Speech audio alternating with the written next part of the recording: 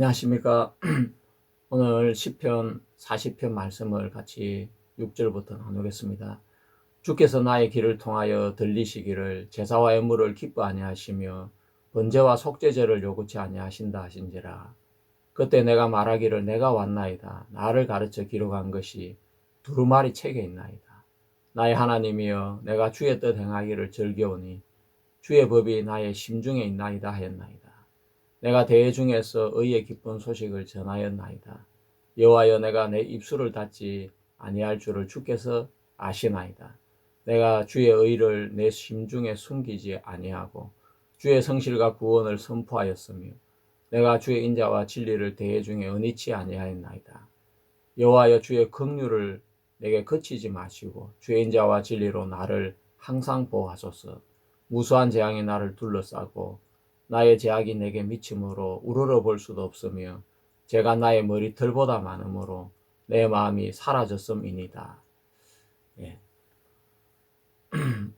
제가 시편 공부를 하면서 시편을 읽어도 내용이 잘 이해가 안 되어서 이 원어도 이렇게 좀 찾아보고 배우고 공부를 하게 되었는데 그 중에서 가장 인상 깊은 단어는 바로 죄를 뜻하는 하타와 아본과 페사가 그것입니다.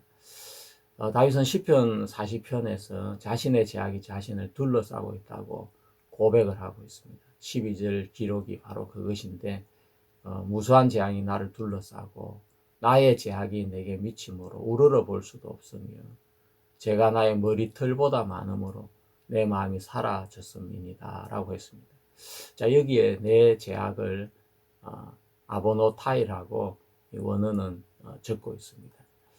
이것은 바로 그 다윗이 무슨 또 다른 죄를 지었다는 이야기가 아닙니다. 다윗은 우리 아내 바세바를 범하는 죄를 지었고 그 죄를 알지 못하고 숨기고 있다가 나단 선지자가 와서 그 죄를 지적하고 책망을 했을 때 그는 자신의 죄를 자복하게 되었고 그 자리에서 하나님께서 용서하셨다는 그 법적 선언을 듣게 되었습니다. 그래서 다윗은 구원의 반석 위에 서 있는 사람이 되었는데 이 시편 40편을 읽어보면 그는 구원의 반석 위에 서 있으면서도 아본이라는 죄악의 압박을 동시에 느끼고 있는 것을 우리는 다윗의 시를 통해서 확인할 수 있습니다. 여기서 죄악은 히브리어 아본의 복수형으로 등장을 하고 있습니다. 시편 38편부터 다윗을 괴롭히고 있는 죄는 하타가 아니고 아본이었습니다. 자, 이 아본의 시작을 이렇게 좀 보면 출애굽기 34장부터 이 아본에 대한 이야기를 좀 잘 하고 있습니다. 34장 7절에 인자를 천대까지 베풀며 악과 가실과 죄를 용서하사 형벌 받을 자는 결탄코 면제하지 않고 아비의 악을 자녀 3, 4대손까지 보응하리라 이렇게 말씀했습니다. 출애굽기 34장 7절에는 제2의 계층을 세 가지로 소개하고 있습니다. 악과 가실과 죄라고 소개하고 있는데 히브리 원어에서는 아본과 페사와 하타라고 이렇게 말씀하고 있습니다. 또 동시에 아비의 아본을 자녀 3, 4대손까지 봉하리라고 하시면서 결코 쉽게 끝나지 않는 것이 바로 아본인 것을 말씀하고 있습니다. 우리 주 예수님께서도 죄와 악에 대해서 이렇게 깊이 말씀을 하셨는데, 자, 예수님의 비유에서 예수님은 이 죄를 어떻게 분류해서 말씀하셨는지 히브리적인 죄의 개념으로 같이 한번 살펴보겠습니다. 마태복음 21장에 나오는 말씀을 찾겠습니다. 네, 마태복음 21장 33절 말씀부터 한번 읽어보겠습니다. 다시 한 비유를 들어라. 한 주인이 포도원을 만들고 산우를 두르고 거기 적지 않은 구유를 파고 망대를 짓고 농부들에게 새로 주고 타국에 갔더니 실가대가 가까움에 그 실가를 받으려고 자기 종들을 농부들에게 보내니 농부들이 종들을 잡아 하나는 심히 때리고 하나는 죽이고 하나는 돌로 쳤거늘 다시 다른 종들을 처음보다 많이 보내니 저에게도 그렇게 하였는지라. 후에 자기 아들을 보내며 가로되 저희가 내 아들은 공경하리라 했더니 농부들이 그 아들을 보고 서로 말하되 이는 상속자니 자 죽이고 그 유업을 차지하자 하고 이에 잡아 포도원 밖에 내어 쫓아 죽였느니라. 그러면 포도원 주인이 올 때 이 농부들을 어떻게 하겠느냐. 저희가 말하되 이 악한 자를 진멸하고 포도원은 제때에 실과 바칠 만한 다른 농부들에게 새로 줄지니이다. 예, 자 여기 예수님의 비유에서 예수님은 어떻게 죄를 나누고 있는지 한번 알아보겠습니다. 이 마태복음 21장의 이 포도원 주인의 비유는 농부의 비유는 예수님께서 인간의 죄를 설명해 주기 위해서 하신 비유라고 할 수가 있겠습니다. 주인이 포도원을 다 준비해 놓고 농부들에게 세를 주고 열매를 이렇게 요구했습니다. 예, 주인의 은혜는 포도원을 만들고 산후를 두르고 접자는 구유를 파고 망대를 짓고 예, 모든 것을 다 준비해서 농부들에게 세를 주고 타국에 갔다고 했는데 그 은혜는 완벽하고 충분했습니다. 하지만 농부들은 열매를 주지 않았습니다. 왜 그랬겠습니까? 뭐 농사를 못 지어 가지고 열매가 없어서 그랬겠습니까? 그렇지 않고 주인의 마음과 농부의 마음이 달랐기 때문입니다.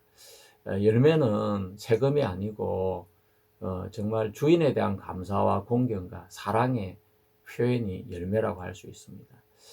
이 포도원은 우리 주인 것인데 우리가 주인의 은혜를 입어서 이곳에 와서 공짜로 이렇게 잘 먹고 잘 살고 있다. 그것을 인정하는 표현이 바로 열매인 것입니다. 자, 우리가 예수님은 이 하타라는 단어는 간역에서 빗나갔다라는 뜻을 가진 말인데 율법을 어겼을 때 사용이 되어지고 속죄 제사를 할 때 이 하타라는 단어를 사용하면서 하타가 해결되었다고 말하고 있습니다. 그렇지만 예수님께서 오셔서 말씀하시기를 마음에서 나오는 것이 사람을 더럽게 한다고 하면서 예수님은 율법의 제의 영역을 행동해서 마음까지 확장을 시켰습니다. 그러니까 뭐 간음을 꼭 해야 간음이 아니라 마음으로 음욕을 품는 것도 간음이라고 하셨고 살인도 사람을 죽여야 살인이 아니라 형제를 라가라는 것도 살인이고 미련한 놈이라 하는 것도 살인이고 이렇게 마음으로 미워하는 것도 살인이라 하면서 그 마음에서 나오는 것을 죄라고 하셨습니다. 자, 우리가 하나님을 향해야 될 마음이 자기 자신을 향해서 돌아선 것, 예, 그것이 바로 하타라고 할 수 있습니다. 그 결과 농부들은 종들을 잡아서 하나는 심히 때리고 하나는 죽이고 하나는 돌로 치는 그런 결과가 나타나게 됩니다. 주인에게 열매를 주기를 거부하는 이유는 바로 마음의 방향이 빗나갔기 때문에 그렇습니다. 그래서 시편 1편에서 19편 구간에는 이 하타가 주로 등장을 하게 되어집니다. 그리고 폐사가 나오는데 이 폐사는 의도적인 반역을 뜻하는 단어입니다. 포도 농부들이 말을 합니다. 저희는 내 아들은 공경하리라 했더니 농부들이 그 아들을 보고 서로 말하되 이는 상속자니 자 죽이고 이렇게 이야기를 했는데 이것이 바로 폐사입니다. 알면서도 거부하는 것, 관계를 깨트리는 반역이 바로 폐사인 것입니다. 물론 주인의 아들을 죽이는 것도 폐사이고 주인의 보낸 종을 죽이는 것도 폐사가 될 수 있습니다. 죄의 핵심은 실수가 아니라 아들을 밀어내는 것이고 주인이 보낸 종들을 거부하는 것이고 그것은 바로 주인을 거부하고 밀어내는 것입니다. 예수님은 죄를 범하는 자마다 죄의 종이다라고 말씀을 하셨습니다. 이것은 바로 관계적인 반역을 이야기하는 것입니다. 자, 시편에는 대표적으로 32편이나 39편, 51편에 이 폐사라는 단어가 등장하고 있습니다. 아본은 내면에 구부러지고 뒤틀리고 왜곡된 상태를 이야기합니다. 농부들은 그 아들을 죽이고 포도원을 우리가 차지하자라고 이야기를 하게 됩니다. 예, 상속자인 아들을 죽이면 주인의 것이 자기 것이 될 것이라고 생각을 한 것입니다. 이것이 바로 왜곡된 마음인 것입니다. 이것이 아본인 것입니다. 질서가 뒤집어진 상태, 왜곡된 상태가 아본입니다. 하나님이 주인이 아니라 내가 주인이 되는 걸 이야기하고 있습니다. 예수님께서 인간에게는 이런 내면의 왜곡이나 구부러진 것이 강하게 자리 잡고 있음을 말씀해 주고 계십니다. 자, 그리고 하타는 하나님을 향하지 않는 마음, 하나님의 말씀에서 빗나간 마음이라 한다면, 회사는 아들을 거부하는 반역이고, 아버는 내가 주인이 되려고 하는 왜곡으로 예수님의 비유에서 나타나고 있습니다. 하지만 십자가의 복음은 그 세 가지의 모든 제약을 완벽하게 처리하는 것이 됩니다. 그래서 복음은 단순하면서도 아주 명확하고 분명한 내용이 되는 것입니다. 자, 우리가 복음의 예라고 할 수 있는 이사야 53장과 시편 32편을 같이 좀 살펴보겠습니다. 그가 찔림은 우리의 허물 인함이요 그가 상함은 우리의 죄악을 인함이라. 그가 징계를 받음으로 우리가 평화를 누리고 그가 채찍에 맞음으로 우리가 나음을 받았도다. 우리는 다 양 같아서 그릇 행하여 각기 제 길로 갔거늘 여호와께서는 우리 무리의 죄악을 그에게 담당시키셨도다. 하도 많이 전해서 제가 외울 수 있는 구절입니다. 그리고 12절에는 이는 그가 자기 영혼을 버려 사망에 이르게 하며 범죄자 중 하나로 헤아림을 받았습니다. 그러나 그가 많은 사람의 죄를 담당하며 범죄자를 위해서 기도하였느니라 라고 말씀하고 계십니다. 자, 여기서 그가 찔림은 우리의 허물을 인함이요 할 때 이 허물은 패사라고 되어 있고, 그가 상함은 우리의 죄악을 인함이라 아본을 이야기하고 있습니다. 허물은 패사고 죄악은 아본이고, 그리고 12절에 나오는 우리 무리의 죄악을 많은 사람의 죄를 담당하며 라는 이 부분은 바로 하타를 담당했다는, 하타를 짊어졌다는 이야기가 되는 것입니다. 자, 패사는 행벌과 징계를 통해서 해결을 하시고, 아본과 하타는 담당시켜서 죄를 해결했습니다. 이 아본은 용서한다가 아니고 증가하고 짊어지게 한다고 이렇게 표현이 됩니다. 이것은 제사의 언어이기도 하지만 동시에 법이 바뀌는 법 이전의 언어이기도 한 것입니다. 바울이 얻었던 의, 또 제가 얻었던 의, 여러분이 얻었던 그 의에 대해서 로마서는 정확하게 말해주고 있습니다. 죄를 용서받기 위해서 우리는 아무한 일이 없는데 은혜로 의를 얻게 된다는 것입니다. 자, 로마서 4장 말씀에 이를 아니할지라도 경건치 아니한 자를 의롭다 하시는 이를 믿는 자에게는 그의 믿음을 의로 여기시나니, 일한 것이 없이 하나님께 의로 여기심을 받는 사람의 행복에 대하여 다윗의 말한 바, 그 불법의 사하심을 받고 그 죄를 가리우심을 받는 자는 복이 있고 주께서 그 죄를 인정치 아니하실 사람은 복이 있도다라고 성경에 말씀하고 계십니다.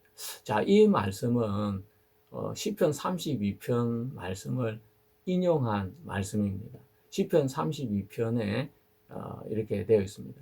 그 허물의 사함을 받은 자, 또 그 죄의 가리우심을 받는 자는 복이 있도다.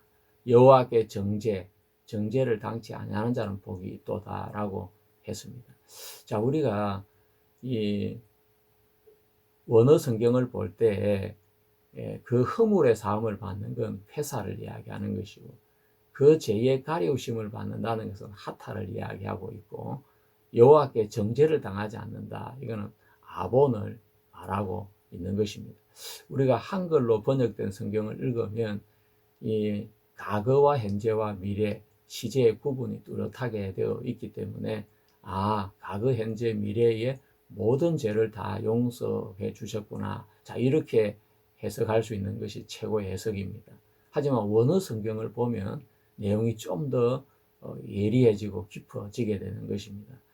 자, 시편 32편에서 패사는 용서를 받는 죄입니다. 사함을 받는 죄이고, 하타는 가리우심을 받는 죄입니다. 자, 하타는 가리우심을 받고 패사는 사함을 받느냐? 죄의 성격이 다르기 때문에 그렇습니다. 예, 하타는 율법을 어긴 그런 죄들이기 때문에 제단 뿔에 죄가 새겨져 있고, 그 죄를 속죄 양이나 염소의 피로 뿔에 발랐을 때 죄가 가려지는 그런 구조가 되어져 있습니다. 그래서 하타는 가리우심을 받는 죄고, 패사는 반역을 저지른 죄이기 때문에 그건 용서를 받는 죄인 것입니다. 자, 그리고 아본에 대해서는 정죄를 당하지 않는다라고 했는데, 이 정죄를 당하지 않는다는 말은 계산하지 않는다라고 이렇게 번역이 되는 말입니다. 정죄는 바로 계산을 하지 않는 죄. 자, 그 말은 왜 계산을 하지 않겠습니까? 그것은 바로 법을 바꾸어야만이 가능한 죄가 되는 것입니다. 자, 이 아본이라는 죄에 대해서 로마서 7장에서 그 바울은 더 자세하게 이야기를 하고 있습니다. 어떻게 아본이라는 죄가 계산이 되지 않는지, 정죄가 되지 않는지 이야기를 하면서 로마서 8장까지 연결이 되어집니다. 자, 로마서 7장에는 이 아본으로 인해서 고통하는 이야기가 나온다면, 로마서 8장에는 그러므로 이제 그리스도 예수 안에 있는 자에게 결코 정죄함이 없나니 이는 그리스도 예수 안에 있는 생명의 성령의 법이 죄와 사망의 법에서 너를 해방하였습니다 라고 했습니다. 그러니까 하나님은 그냥 우리를 정죄하지 않는 것이 아니라 바로 그리스도 예수 안에는 새로운 법이 왔기 때문에, 새로운 법이 있기 때문에 우리가 악을 행하고 또 악에 사로잡혀 가기도 하고 하지만 하나님께서는 결코 우리를 정죄하지 않는다고 말씀을 하신 것입니다. 자, 시편 32편과 이사야 53장의 완벽한 실현이 예수 그리스도의 십자가라고 할 수 있겠습니다. 한글 성경을 읽을 때 우리가 로마서 3장, 4장, 5장, 6장은 예수 그리스도의 속죄를 다양한 방식으로 표현을 해주고 있습니다. 그러다가 로마서 7장에 다시 선을 행하기 원하는 나에게 악이 함께하고 있다고 하면서 오라 나는 공고한 사람이로다. 이 악이 함께 있다. 악이라고도 했고 또 바울은 그걸 죄라고도 했는데 바로 그것이 아본의 정체인 것입니다. 그러면서 로마서 8장에 법이 바뀐 이야기를 바울은 해주고 있는 것입니다. 자, 이것은 바로 시편의 흐름과 동일한 내용인 것입니다. 시편 1권에도 다윗이 죄로 인해 고통을 하다가 시편 32편에 제사함을 받는 이야기가 나오고, 그 뒤로도 죄에 대한 고통이 그를 따르고 있는데 그 죄가 바로 아본인 것입니다. 로마서 7장에 내가 원하는 바 선은 행하지 아니하고 도리어 원하지 아니하는 바 악을 행하는도다. 이 악을 행한다고 이야기를 했습니다. 만일 내가 원치 아니하는 그것을 하면 이를 행하는 자가 내가 아니요 내 속에 그하는 죄니라. 자, 이 악과 죄가 연결이 되어지고 있는 것입니다. 그러므로 내가 한 법을 깨달았노니 곧 선을 행하기 원하는 나에게 악이 함께 있는 것이로다. 이 악을 아본이라고 이야기하고 있는 것입니다. 바울이 발견한 악이 바로 아본인 것입니다. 그것을 죄라고도 했고 악이라고도 하고 있는데 내면이 왜곡되고 뒤틀린 상태로 있는 그 죄를 말하는 것입니다. 다윗은 자신이 바세바를 범한 후에 자신의 죄를 모르고 살다가 나단의 책망을 듣고 비로소 자신이 하나님께 죄를 범했다는 것을 알게 되어집니다. 우리가 사무엘하 12장 말씀을 읽어보면 사무엘하 12장 9절에 그래한테 어찌하여 네가 여호와의 말씀을 업신여기고 내복이 악을 행하였느뇨. 네가 칼로 햇사람 우리아를 죽이되 암몬 자손의 칼로 죽이고 그 철을 빼앗아 내 철을 삼았도다. 이제 네가 나를 업신여기고 햇사람 우리아의 철을 빼앗아 내 철을 삼았은즉 칼이 네 집에서 영영이 떠나지 아니하리라 라고 하셨습니다. 다윗이 그 말씀을 듣고 다윗이 나단에게 이르되 내가 여호와께 죄를 범하였노라 하매 나단이 다윗에게 대답하되 여호와께서도 당신의 죄를 사하셨나니 당신이 죽지 아니하려니와 라고 했습니다. 자, 여기에 나단이 이야기한 다윗의 죄는 충격적이었습니다. 다윗의 죄는 단순한 간음이나 살인이 아니라 하나님을 업신여긴 것이고 하나님의 말씀을 업신여긴 것입니다. 그것은 바로 하나님께 대한 반역이었다는 것입니다. 다윗은 자신의 죄를 하나님께 대한 반역이라고 생각을 한 번도 해본 적이 없었습니다. 그런데 그 선지자의 말씀을 들으면서 내가 저지른 이 죄는 하나님께 대한 반역이었구나. 근데 나는 왜 그걸 그렇게 생각을 하지 못했지? 그러면서 자신의 죄를 인식하지 못한 데는 자신의 내면이 왜곡되어져 있고 뒤틀려 있기 때문에 그렇다는 사실을 발견하게 되는 것입니다. 그것이 바로 아본의 발견이라고 할 수가 있습니다. 그래서 다윗은 시편 32편에서 제사함을 받았지만 자신의 아본을 더 깊이 보고 고통을 하게 되는 것입니다. 내가 네 내면이 이렇게 부패가 되어져 있고 뒤틀려져 있고 왜곡되어져 있어서 내가 죄악 속에 빠져 있고 하나님을 반역했는데도 내가 그 사실조차도 내가 인지를 하지 못하고 있었구나. 그 고통이 시편 40편까지 지속이 되어지고 있는데 하나님은 그 다윗에게 예수 그리스도의 십자가를 계시해 주신 것입니다. 자, 그것은 바로 로마서 7장의 악으로 인한 고통이 로마서 8장에 예수 그리스도 안에 있는 새로운 법으로 생명의 성령의 법으로 완전히 해방을 받는 그 구조와 똑같은 이야기가 오늘 시편 40편에서 거론이 되고 있는 것입니다. 하나님은 이 아본을 해방하기 위해서 새 법을 주셨다라고 바울은 이야기를 하고 있습니다. 그래서 더 이상 죄를 죄로 여기지 않고 계산하지 않는다고 표현을 한 것입니다. 죄를 죄로 인정하지 않는 사람은 복이 있는 이유는 바로 새로운 법이 왔기 때문에 그런 것입니다.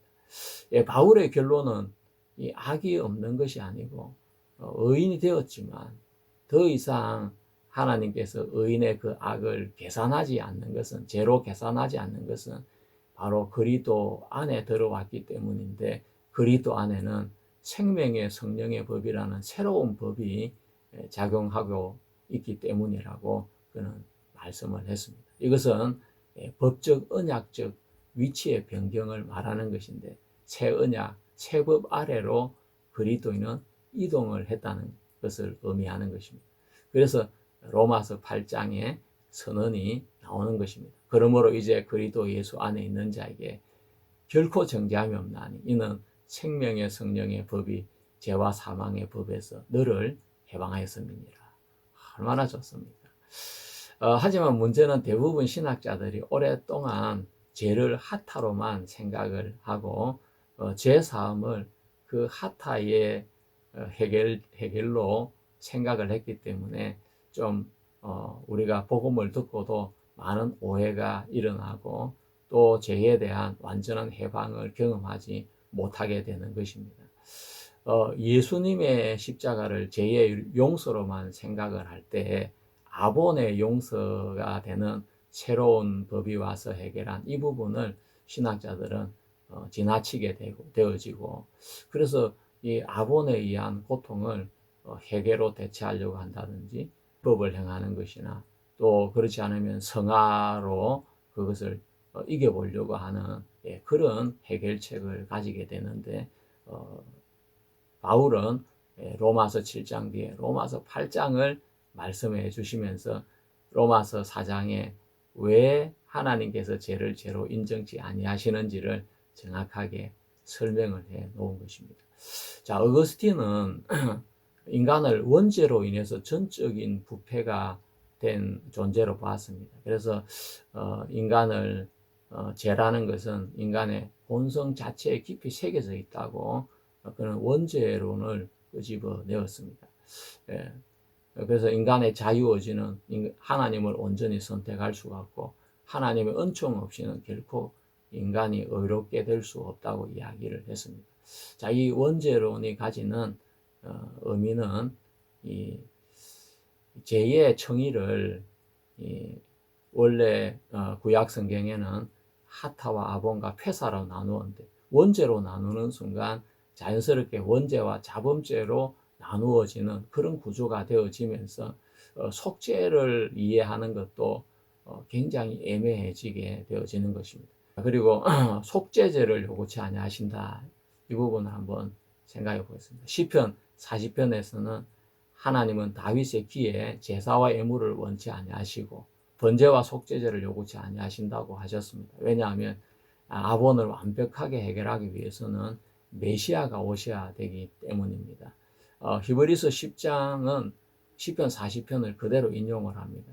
그러므로 세상에 임하실 때 가라사대 하나님이 제사와 예물을 원치 아니하시고 오직 나를 위하여 한 몸을 예비하셨도다. 히브리 10장 이렇게 이야기를 하면서 하나님의 보옵소서 두루마리 책에 나를 가르쳐 기록한 같이 하나님의 뜻을 행하러 왔나이다 하시니라. 예수 그리스도께서 이 땅에 오신 그 부분을 이야기하시면서 내가 하나님의 뜻을 행하러 왔나이다 하셨으니 그 첫 것을 폐하심은 둘째 것을 세우려 하심이니라. 이 뜻을 쫓아 예수 그리스도의 몸을 단번에 들이심으로 말미암아 우리가 거룩함을 얻었노라라고 했습니다. 자, 예수 그리스도는 영원한 속죄를 이루기 위해서 오셨습니다. 그 영원한 속죄는 그냥 과거, 현재, 미래의 죄에 대한 하타에 대한 속죄만이 아닙니다. 예, 히브리적으로 보면 이사야 53장이나 시편 32편에 이야기하듯이 하타와 아본과 폐사 모든 죄의 청의에 대한 완벽한 속죄를 이야기하는 것입니다. 자, 우리가 죄사함을 받은 이후에도 남아서 우리를 짓누르고 있는 죄가 있다면 그것은 바로 아본인 것입니다. 그래서 시편 38편 4절에 내 아본이 내 머리에 넘쳐서 무거운 짐 같으니 라고 했는데 이 아본은 속죄 제사로 처리되는 대상이 아닌 것입니다. 그래서 번제와 속죄제가 아니고 몸을 입고 그리스도가 오셔야 되는 것입니다. 그리스도는 아본도 완벽하게 처리하셨습니다.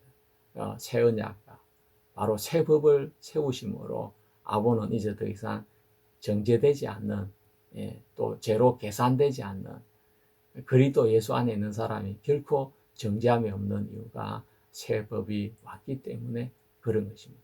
아본은 새 법, 새 언약 아래서 완전히 자유를 누릴 수 있게 되는 것입니다.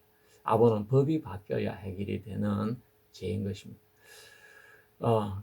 그 다음에 이제 예수님은 죄에서 벗어난 삶을 성도의 삶을 요한복음 15장으로 설명을 해주고 계십니다.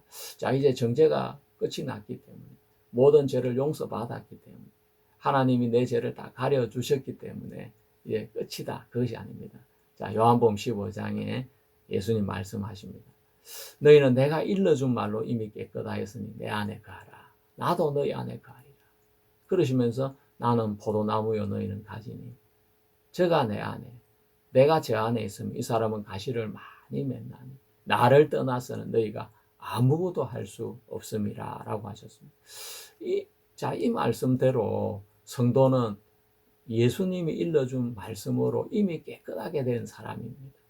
그렇게 깨끗하게 자신의 모든 죄를 다 용서받은 성도들이 해야 될 것은 바로 가지 포도나무인 예수 그리스도에게 붙어 있는 것입니다. 그래서 예수님 안에 거하라고 이야기를 하고 계십니다. 열매는 억지로 만드는 것이 아니고 예수님 안에 거하면 저절로 열매가 맺히게 되는 것입니다. 예수님께로부터 나오는 진액이 성도들을 지켜주고 성장시켜주고 열매를 맺도록 만들어주는 것입니다. 그것이 하타의 방향이 하나님께로 돌아오게 하고 폐사의 반역이 순종으로 바뀌게 하고 아본의 왜곡이 바로 잡힐 수 있도록 하는 그 과정이 바로 포도나무 가지가 포도나무에 붙어 있는 그 원리에 의해서 그렇게 되어지는 것입니다. 여러분께서도 복음을 통해 구원을 받으셨다면,